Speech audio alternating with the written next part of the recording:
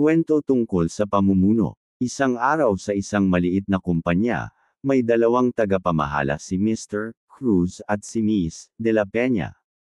Si Mr. Cruz ay kilala bilang mahigpit at palautos.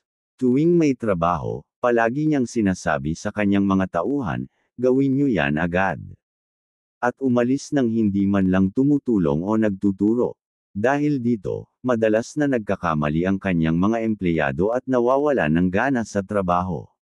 Samantala, si Miss de la Peña naman ay ibang-iba.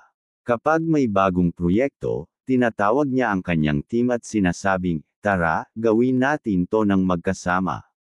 Tinuturuan niya ang mga baguhan, tumutulong kapag may problema, at pinupuri ang bawat pagsisikap.